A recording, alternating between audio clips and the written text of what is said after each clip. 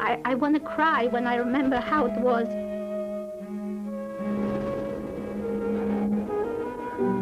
I was so frightened. I was a little girl. I was 9.5 years old. I thought every tree that was moving, I thought it was going to kill me.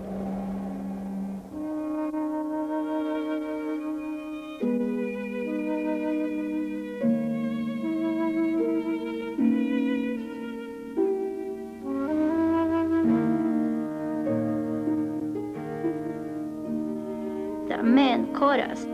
He was trying to take my grandmother into the police. And I didn't wait. I just walked off slowly, and I felt that that was the time that my grandmother was preparing me that I must live. And I walked till I found a barn, and I let myself into the barn, and I slept there the first night alone.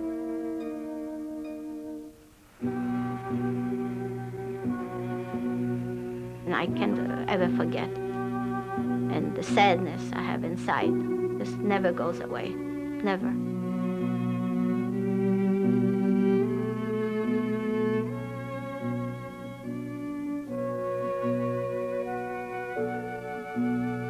During the chaos of the Nazi occupation of Europe, survival dictated severe choices.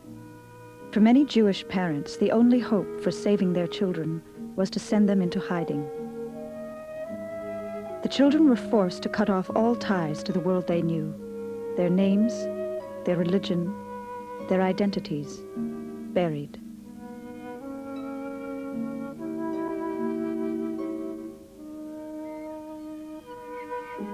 When the war ended and the child became the adult, the aftermath of hiding one's identity had deep and lasting consequences. This film tells the story of 6 of those children today.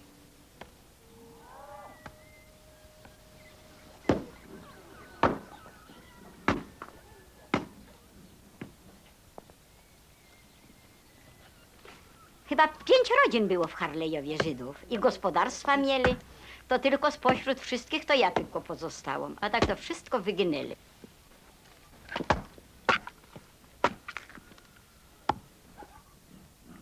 Mariana Adamczyk was 9 years old when she was taken by her father to neighboring Catholic farmers. She spent 2 years hiding in their barn. Nie? Trzeba mówić o stodole najpierw. Była suma.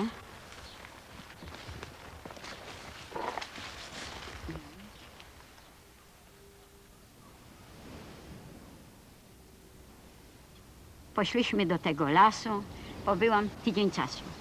Po tygodniu Niemcom ktoś to oskarżył. Niemcy obtoczyli las. Zrobiła się silna strzelanina, obława. No to tam został zabity tatuś i siostra. Ale ja nie widziałam zabitego ni tatusia, ani siostry. Tylko widziałam ciężko rannego tatusia. Tylko krzyczał: dzieci, pilnujcie się brata, bo już mnie nie macie. A krew tylko bryzgała z nogi. Gdzieś został w nogę. A jak zginął, to ja nie wiem. A siostra leciała ze mną. Gdy ja zostałam ranna, to ja już siostry nie widziałam. No i tak opatrunek, to jak się polałam tu wodą tlenioną, to łagodnie, bo nie piekło. A jak polałam tu jodyną, pisknąć nie wolno, bo krew zbryzgała, ból niesamowicie i smród. No i na tam się już tak skończyło. Tatuś nie żył, brat już później też nie żył. Nikt się nie opiekował nami, tylko ci ludzie.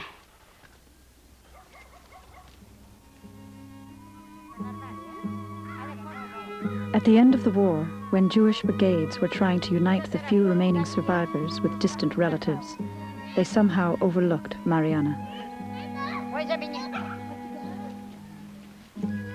I oni nie zainteresowali się, to bardzo ból mi zrobili. Ja nie mogę tego w życiu nie zapomnieć, bo ja pragnęłam chodzić do szkoły, żebym ja przejrzała jakieś trochę światło, że wysłam z tego cierpienia, z brudu, ze wsów, z nędzy i oni mnie opuścili. No niestety, nie wiem jak dalej było robić.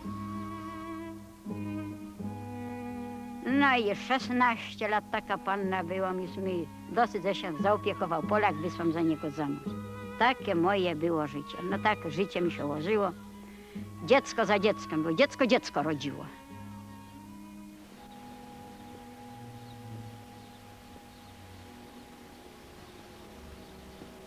Mariana's Catholic husband died a few years ago, but she continues to attend Mass.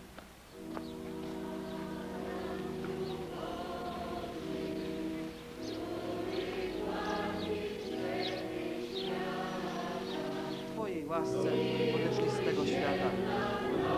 Ufamy, że razem z nimi będziemy się tam wiecznie radować Twoją chwałą. Przez naszego Pana Jezusa Chrystusa. Przez którego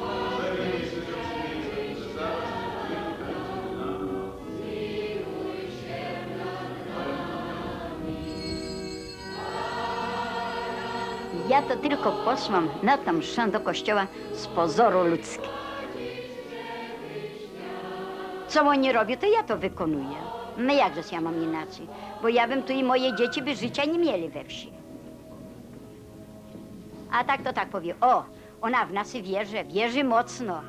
A co ja jej mam powiedzieć? Ja wierzę w tę wierze, ja wierzę w tej wierze, z której wiary powstało. I dalej będę wierzyć, jak będę żyła.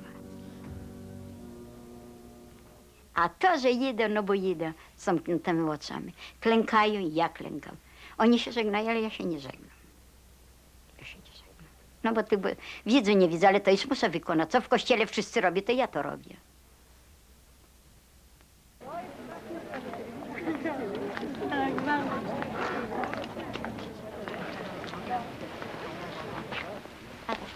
Dobrze dzieci wychowała. Chociaż sama Żydówką była, ale ona mocno wiara. A mówi, przyjęła nas. Tak se sami mówią do siebie, Polacy.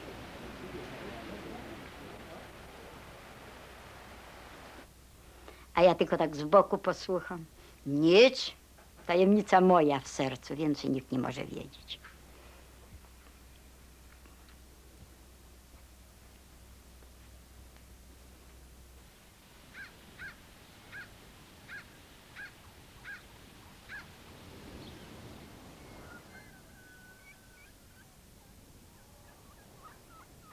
A few years after the war, Mariana received a letter and discovered that she had an uncle in Israel who wanted to see her. She did everything she could to obtain a visa, but was unable to leave Poland under the communist regime. I ja napisałam do wuja, że tak i tak. I od tamtego czasu z wujkiem żadnych kontaktów nie mam. Nie wiem, co się stało, czy żyje, czy nie żyje, to ja w ogóle nie wiem, co jest dalej. A ja pragnęłam, żebym chociaż godzinę przed śmiercią widziała się ze swoją rodziną, która pozostała z tego wyznania. After all these years, she is finally free to visit Israel with her daughter, Basha.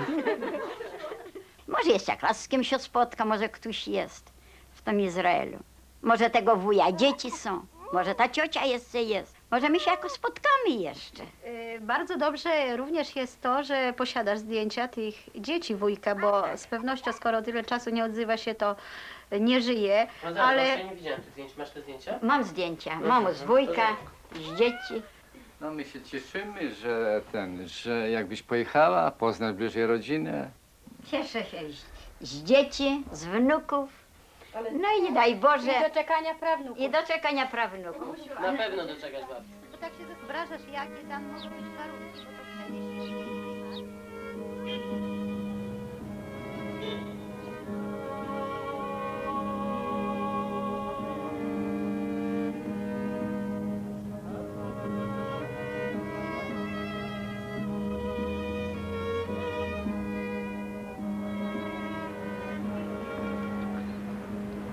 When they arrived in Israel, they were unable to locate their relatives.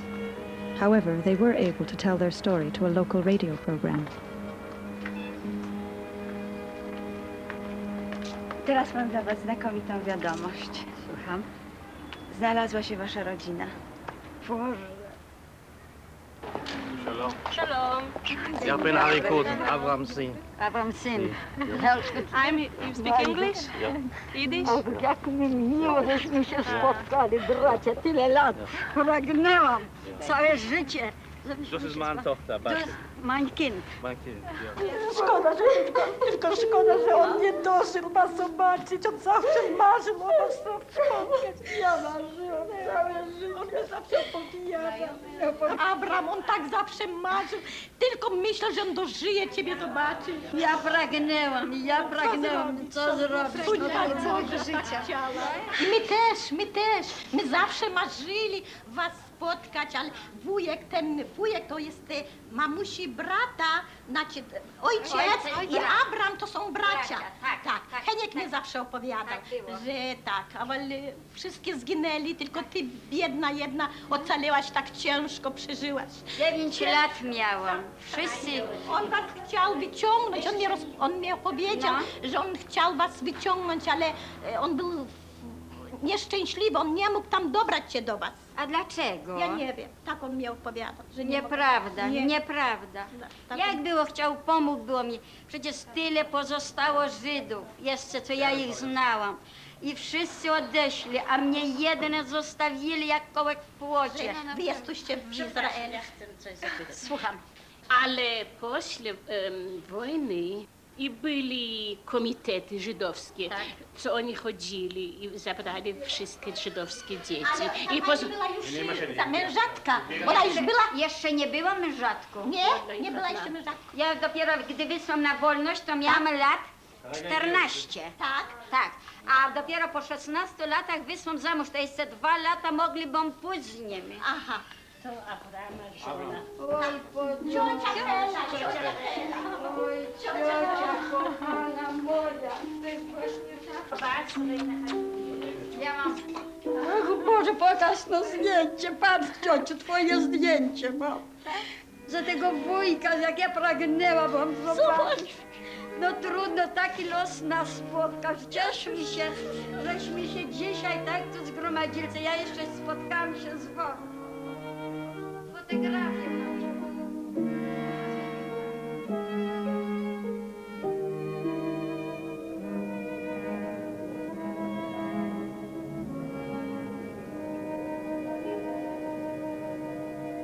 Zadowolona jestem. No nie mogę już, jak wysłowić się, jak powiedzieć, z tym zadowoleniem. No naprawdę, no to tak jak wszystko, jak jedna rodzina, brat, siostra, jakbym ojca, matkę tutaj miała, jakbym widziała przed sobą, tutaj w Izraelu. Miałabym radość, może jeszcze, wie pani, dlatego bym miała radość, że od dzieciństwa by mi było dobrze i bym była zadowolona życia, a ja do tej pory nie byłam zadowolona życia. Całe życie tylko chodziło mi, płakałam, bo ja byłam jak kołek w płocie, tylko zawsze sobie mówiłam, dlaczego ja pozostałam sama sierota na tym świecie. I ja sobie zawsze mówiłam, takie je przysłowie, gdzie idą dziadki, powinny iść i matki. Gdy zostali zabici, cała rodzina, całe rodzeństwo, powinna wam ja. Gdy mnie kula trafiła w rękę, to ja powiedziałam zawsze, nie powinna, bo mnie w rękę, tylko w głowę, żebym ja się tak nie męczyła, nie tułała się w Polsce. Jedna osoba. Takie moje było ciężkie życie, że nikt mnie nie rozumiał mojego życia, mojego losu nikt nie rozumiał. Dopiero teraz mi się serce roztworzyło, ja nie mogę mówić żalu tego. Bardzo moje ciężkie przeżycie było. Ale chyba przyznasz, mamusiu, że są takie chwile w życiu, dla których warto było cierpieć. Bardzo cierpiałam. Cierpiałam ciężko. Ale teraz mamy dużo Teraz radości. tak, teraz bardzo dziękuję tym, kto się mną tak zaopiekował po 50 latach, że jeszcze odnalazł moją radość w sercu. Dziękuję.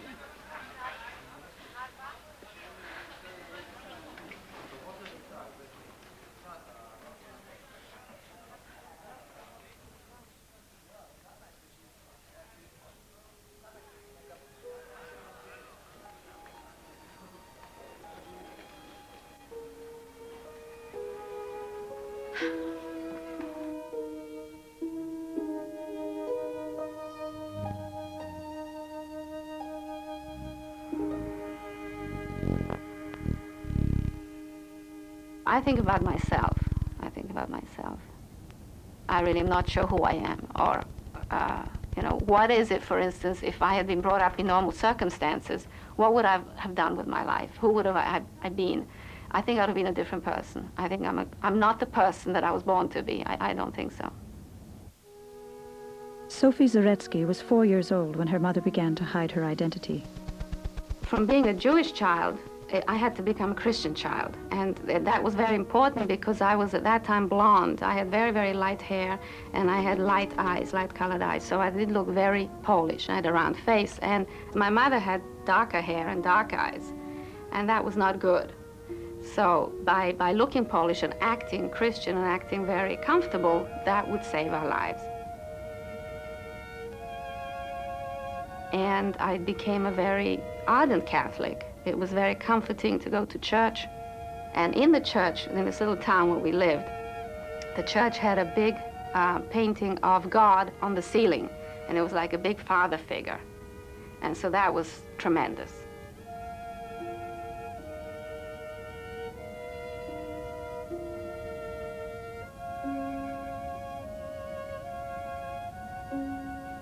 I felt absolutely like the other children that I played with. I felt very comfortable being a Catholic. I didn't feel that I was pretending. I felt that this is what I was. Until 1948 or so, when we left Poland and we went to England. And that's when my mother told me that we were Jewish and that the family we were with was Jewish and that we had always been Jewish and the whole family had always been Jewish and there was no getting away from it. And I couldn't deal with that at all because I was very anti-Semitic. I was brought up very anti-Semitic in Poland. The myth about Jews drinking children's blood was certainly something that I heard, and I brought this home to my mother. And that's how children were being brought up at that time. And the last thing I wanted to hear after having gone through everything and getting to England and not being too happy there was that I was Jewish, on top of everything else.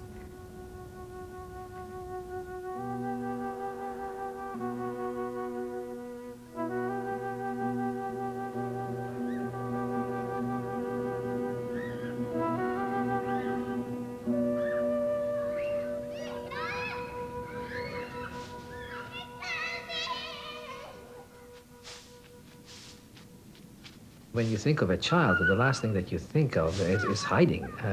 The child is a metaphor for freedom and old beginnings, and once in hiding, we could no longer be children. One day you wake up and you realize that you're not a child anymore because you carry the burden of the world on your back. Andre Stein was 8 years old when he was told by his family that he must not tell anyone he was Jewish.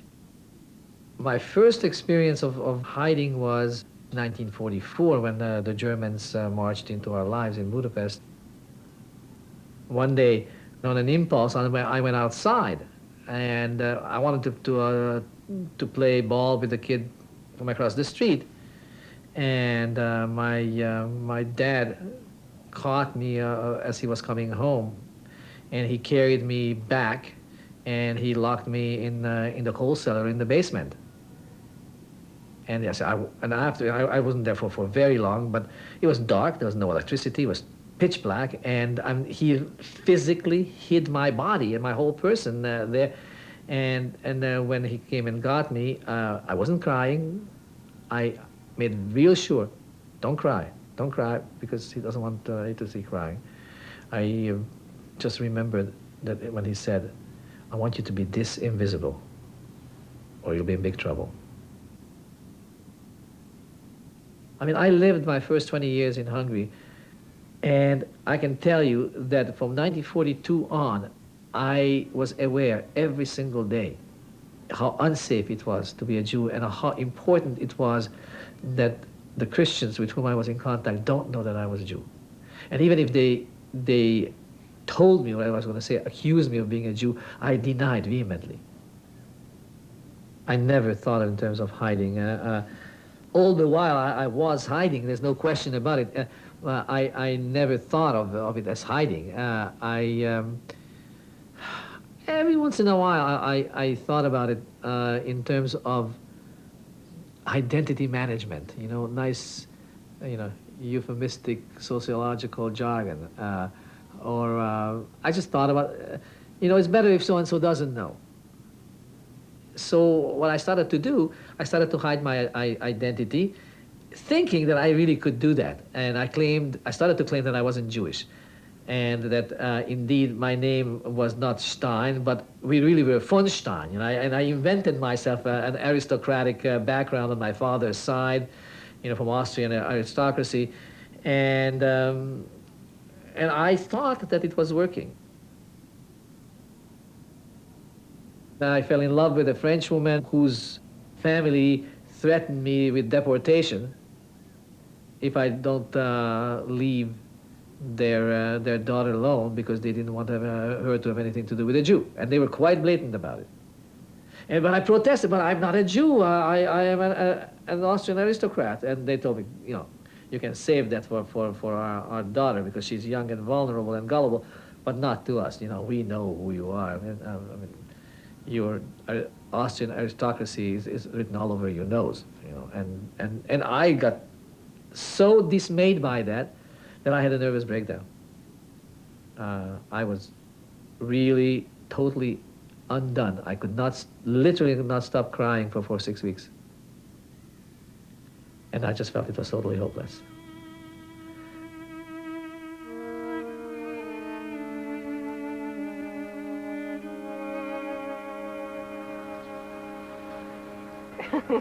You're gonna fall off. Careful. Look, I can get off. Can you get off by yourself? Yeah. How do you get? Okay, well, there you go. There you go. Okay. Okay, now put this one. Okay, we can go underneath too. You want to jump into the tire? There you go. Now, that's it. Okay? I really believe that what characterizes the existence of a hidden child from the onset of hiding to the rest of his or her life is paradox. I know that I can't be a Jew the way one has to be a Jew according to a Jewish tradition, Jewish custom, Jewish law. And on the other hand, I have this real craving, the necessity that I can't be whole without embracing who I was meant to be. So that's the biggest dilemma. And then when I think about that, still brings tears to my eyes. Because it's a loneliness with two poles, and I just sort of shuttle between the two. And that's what I'm handing down to my kids.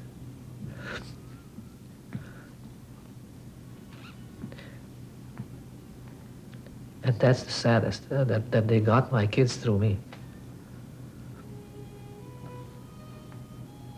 And I'm working on it, trying to make things better.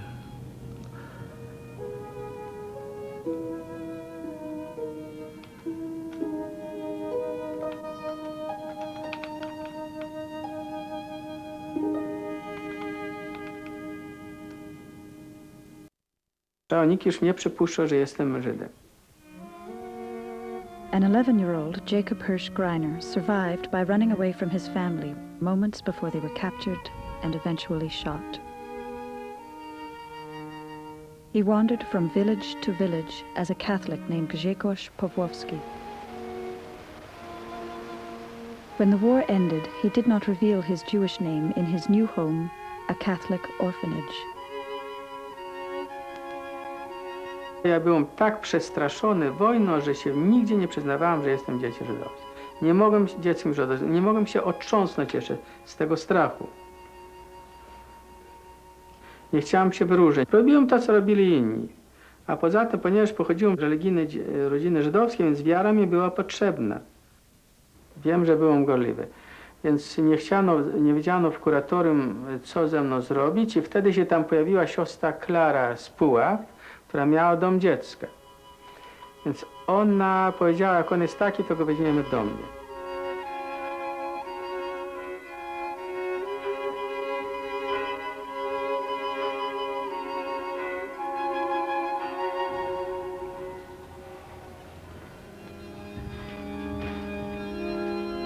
Do seminarium wstąpiłem w 1952 roku. W 1958 zostałem wyświęcony na księdza.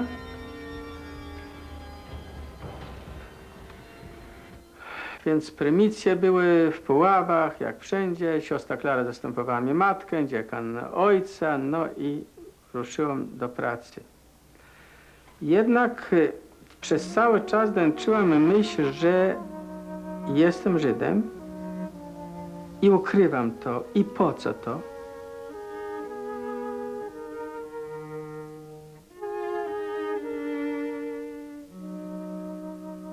I zacząłem się męczyć po prostu. I postanowiłem to zrzucić siebie.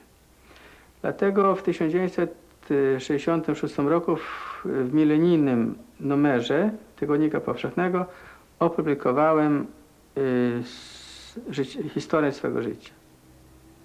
Więc od tej pory już wszyscy wiedzieli, że jestem Żydem.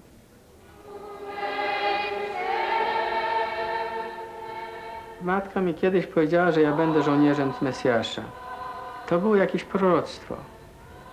Jeżeli uważam Chrystusa Pana za Mesjasza, to byłoby wypełnienie tego proroctwa.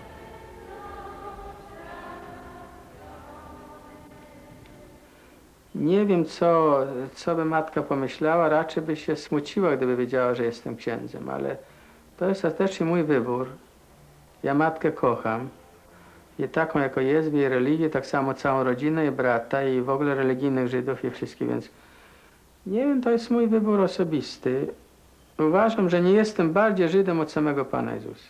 Mniej Żydem, chcę powiedzieć. Jeżeli Chrystusa Pana uważają za Żyda, a ja jestem Chrystusowy, to też jestem Żydem.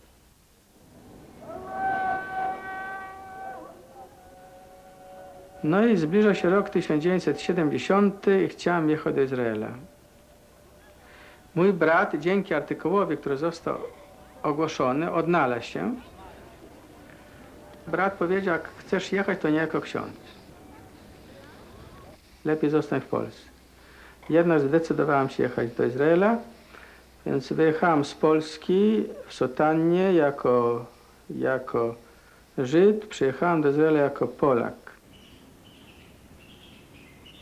Więc tak człowiek z bratem się spotkałem na lotnisku, byłem ubrany na księdza. Nawet ktoś z rodziny powiedział, ale nas przyjął. Brat mi powiedział, owszem, jedziemy do mnie, ale u mnie to nie możesz tak być ubrany. No więc po drodze się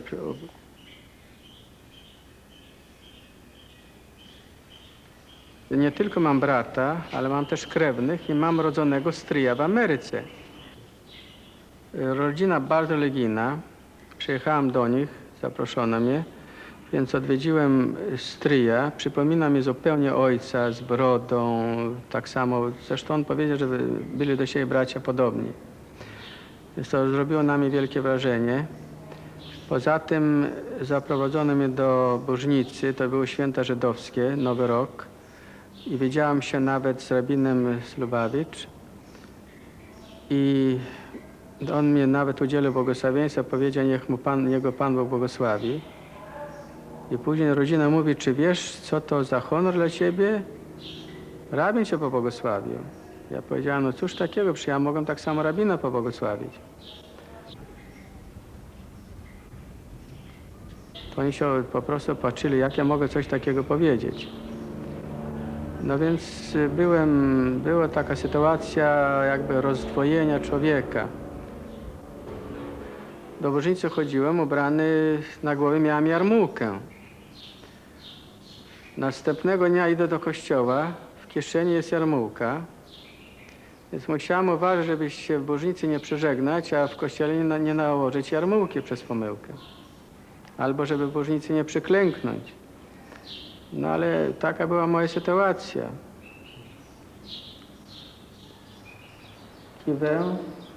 Kiwę. Sensale. No, przyszedł. Który przyszedł, Znaczy, która przyszła, ta mucha. przyszła na jego nos. No, się czytaj dalej. Tak dobrze, że wilk. Ja patrzę zawsze, mając tą wojnę za sobą, te prześladowanie dzieci żydowskich, narodu żydowskiego.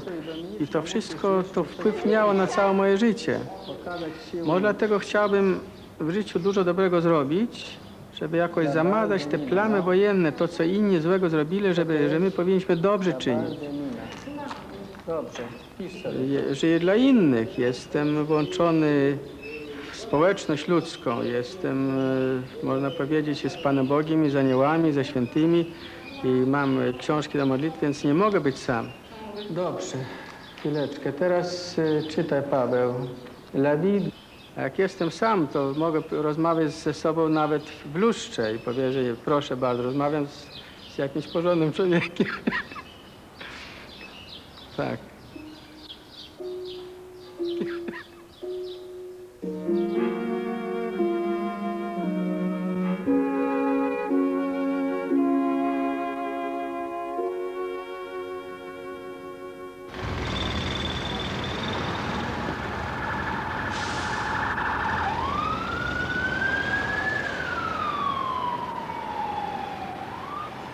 It's kind of ironic.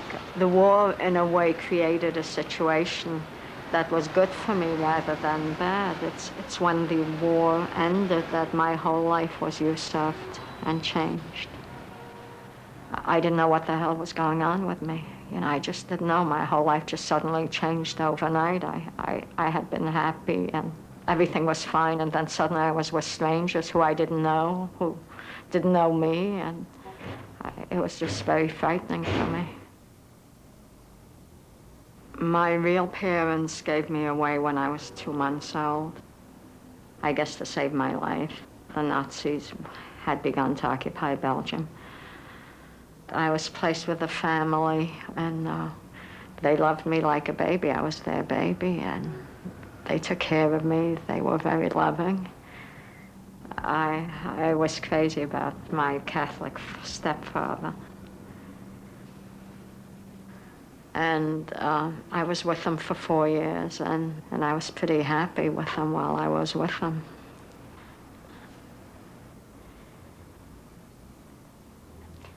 I was told that the Catholic family didn't want to give me up.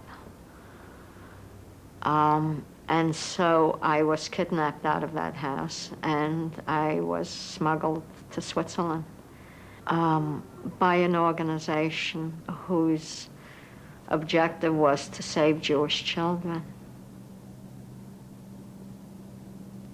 And I remember this. I remember the guy who took me. He had a red beard, and he came and he gave me candy. And I remember it was nighttime, and I remember we were crossing the train tracks, and I must have been crying, and he kept giving me candy. I guess he didn't know what to do with me. For many years, my sister and I lived in different homes because my mother was unable to come to America because of the quotas of that time. My mother was liberated, and then she was in a DP camp for quite a while. She was recovering. She had been used for experimentation. The Nazis thought they might use petroleum instead of blood, so she was used for some kind of experimentation. So she was in very bad shape when the liberation came.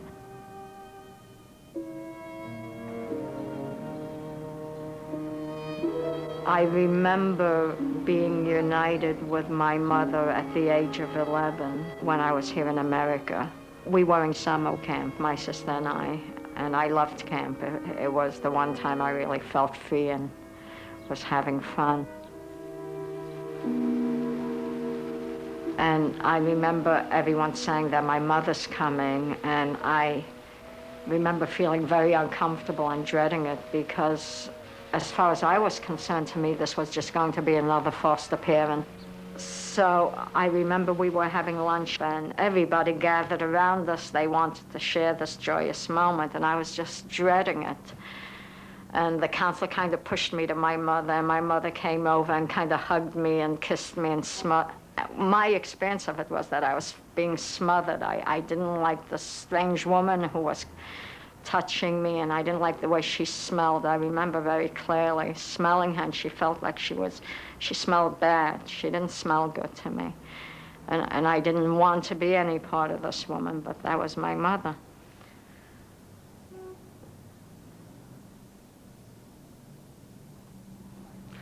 There's been a whole quality about my life, about things ending at a surprise, things just always having to move on in a unpredictable way. And I think for a young girl, that's very unsettling.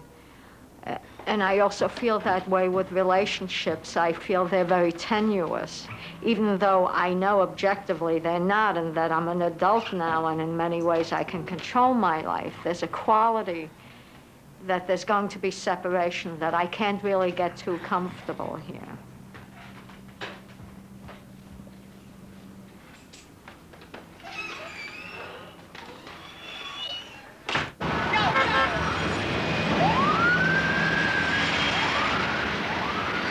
You live in this community? I live in this community I am helping Russian immigrants find apartments and any other type of resources they may need. come 28. 3 weeks ago. Welcome to America. Very Thank nice you. to see Thank you. you. How do you feel? You've been here 3 weeks. Are you staying? Is she staying with you? No. Certainly, I was an immigrant several times in my life. I saw my mother come to this country and be an immigrant, and I remember how dislocated she was. And I also have a feeling that this is part of my healing process.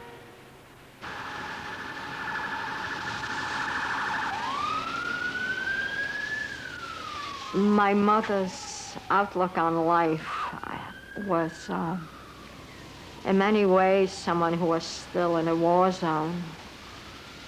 She was very paranoid. She hid things she thought my sister and I stole from her. And my sister was a very angry person. She was very violent with me. And my mother, I mean, there'd be constant fighting. We were 3 sick people trying to live together. It was horrible. And I still am somehow caught at that age of 4, that separation. I'm still somehow unresolved at that point where I was separated from my Catholic family, because that was the best, that was the happiest, most loving, secure part of my life. And I had it until the age of 4, and I never had it again. And I didn't have a childhood after that.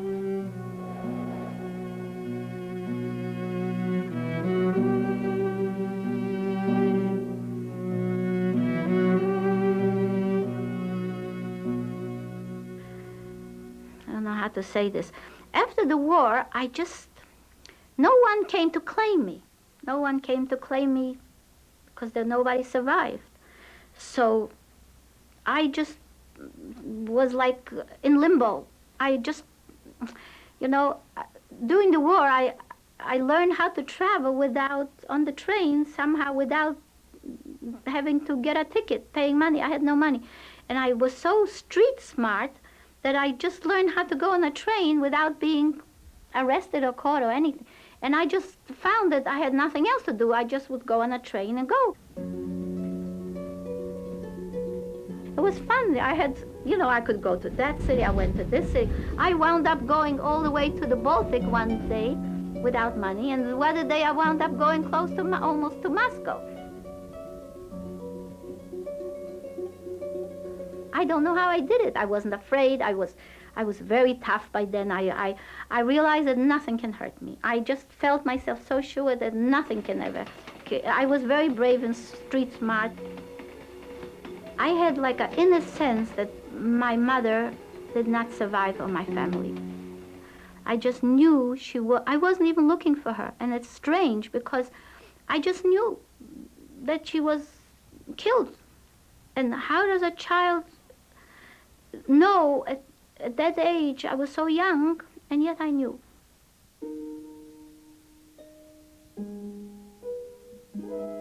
And I knew I had a father far away in America, but I hadn't seen him for 9.5 years, and I didn't hear from him. I had no feelings left, and I wasn't taught how to love all these years. In other words, the war years, there was no one to love me. There was no one to show me affection. And I forgot what it is like, how to show affection. Now when I look back, I remember it was my father came And he saw this girl. I guess he came to claim me. But I didn't know how to run over to my father. I mean, I thought I would, but I didn't. I wasn't able to do that. I wasn't able to go and hug my father, you know, and put my arms there. I wasn't able to do that. I didn't know him. I only knew he was my father. He came to claim me, but I didn't recognize him. And I can't ever forget the certain memories I haven't. They contributed, I believe, much to the way I'm feeling. And the sadness I have inside, this never goes away, never.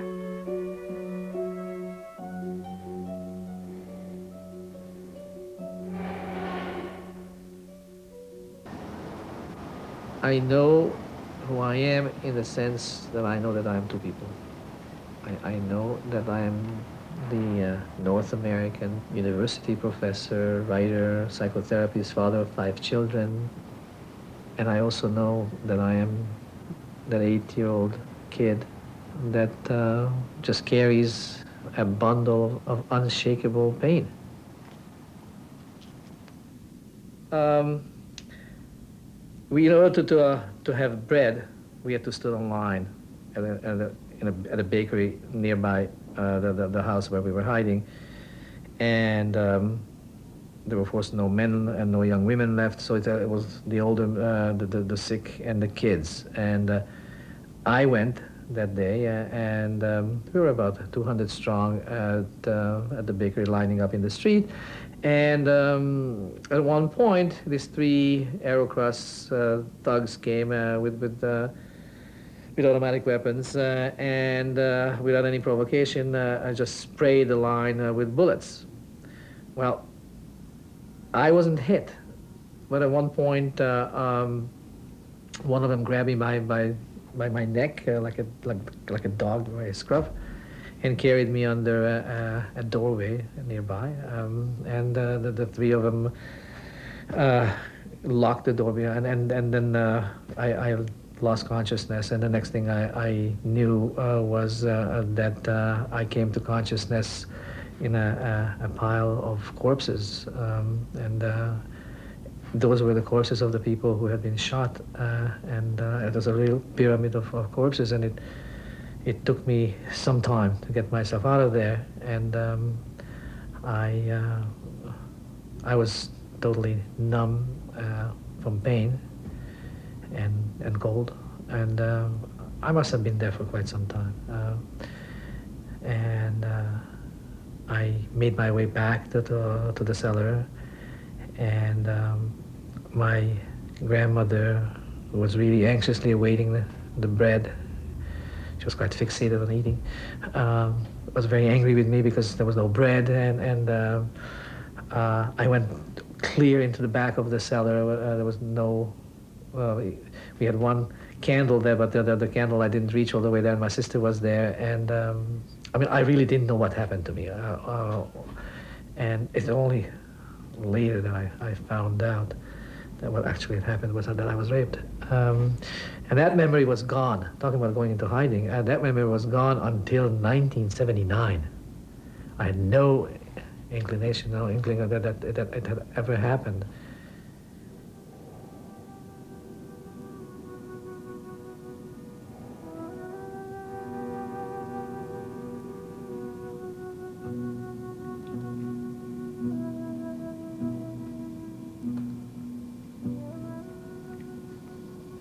Oh, I'm not out of there yet, but I started coming out when I began to write about it. And I became sort of a warrior with a pen. And I started to write, tell the story.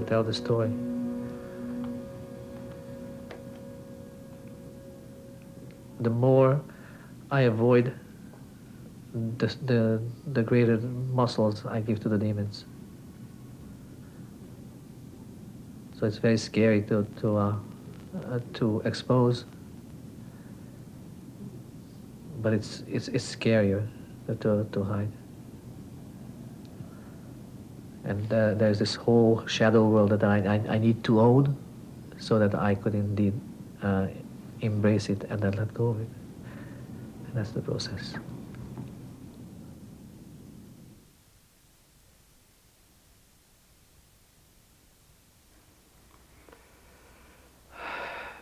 Uważałem, że od matki i ojca, od rodziny uciekłem w czasie wojny. Nie wiem, czy to było tchórzostwo. Zawsze sobie wymawiałem, dlaczego ja właściwie uciekłem od matki, powinienem razem z nią umrzeć, ale z kolei myślę sobie, że kiedy matka umierała, może była jakaś iskierka nadziei, że jej syn żyje, że nie zginie. Nie wiedziałam, co się z nimi dzieje. Wiedziałam, że tylko, że wszystkich zapędzono do domu strażaka. Było około 1000 Żydów.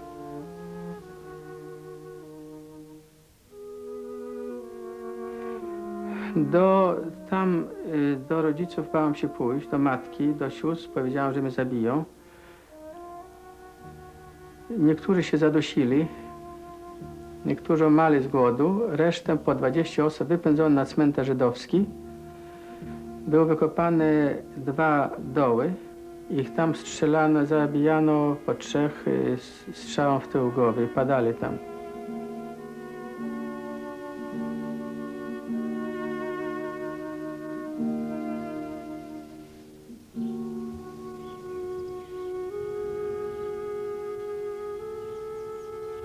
Wybudowałam sobie grób obok wspólnych mogił. Tu będzie napis polskim, równocześnie w języku hebrajskim. Opuściłem najbliższych w obliczu zagłady. Uratowane życie ofiarowałem Panu Bogu. Wróciłem na miejsce ich męczeńskiej śmierci.